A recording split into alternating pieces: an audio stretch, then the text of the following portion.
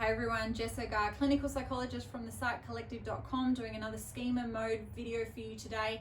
And we are doing bully attack. So this rounds out the last of our fight strategies, right? Our overcompensatory maladaptive coping modes.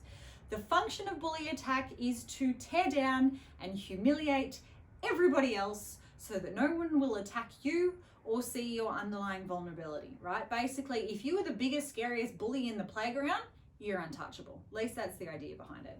The schemas, there's usually entitlement, okay? There's usually a mistrust and abuse. There's probably also a punitive schema there with the idea that everyone deserves punishment, okay?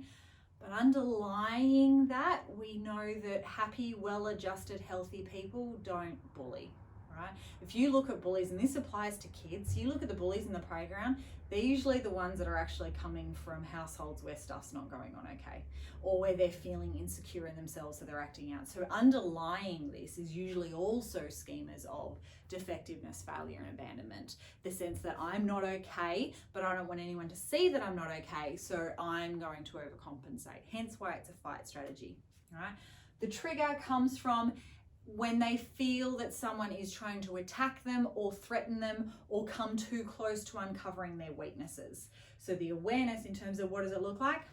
I'm going to be king of Pride Rock and I'm going to take down every other lion that gets in my way, because once I am king and I have a band of hyenas behind me, no one is going to attack me. Well, that didn't work out too well for the rest of that movie, did it? However, the idea is they will deflect all negative attention onto everybody else, tear down the people around you, kind of cast aspersions on their character, make threats, make intimidation, bully, harass, spread rumors, tear other people down. Because when everybody else is down here and feeling like crap, you rise above and look like the most powerful person or the most intimidating person and therefore untouchable.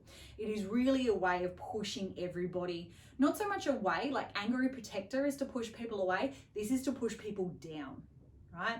So what it looks like, it's yelling, it's abuse, it's intimidation, it's trolling, it's the keyboard warriors that want to tell you how shit the person on screen is just so they feel better about themselves, right? It's the ones who want to be as intimidating and as threatening and therefore untouchable. Because if no one comes at me, no one will find the underlying vulnerable child, all right? The crossover, again, as I've said, angry protector is more about pushing people away. Bully attack is more about pushing people down. Self-aggrandizer is another one that can look similar, but self-aggrandizer is more about building other people up. So I'm going to climb on top of other people to get up there to be the best that I can, as opposed to bully attack of, well, if I push everyone else down, then I'm last one standing and therefore I win, all right?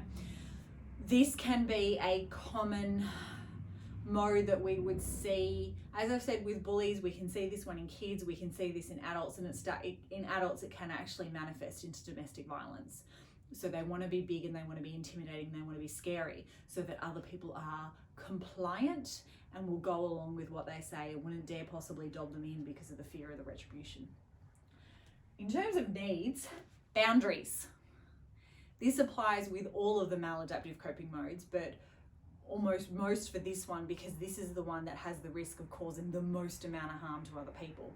So boundaries of, you don't get to treat people like that, and then attachment, where you have a safe relationship and a safe place for you to be able to work through the issues that you're actually experiencing that's causing you to act in a way of the bully and attack mode.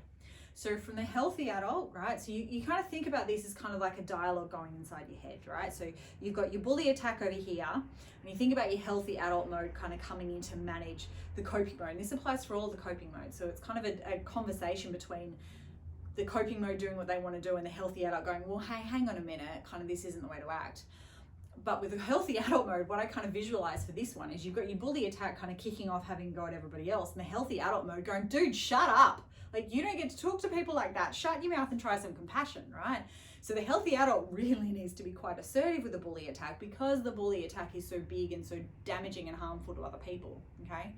It's ultimately the healthy adult helping the bully attacking and kind of all those modes to take responsibility for the actions that they've kind of engaged in and the consequences of those actions, because anyone engaging in a bully attack sort of mode is going to have an impact on a negative impact on other people, and there's consequences of that, and therefore there's probably repair work that you need to engage in order to repair what you've done there. All right, it's making a commitment to change that is more than just lip service, right?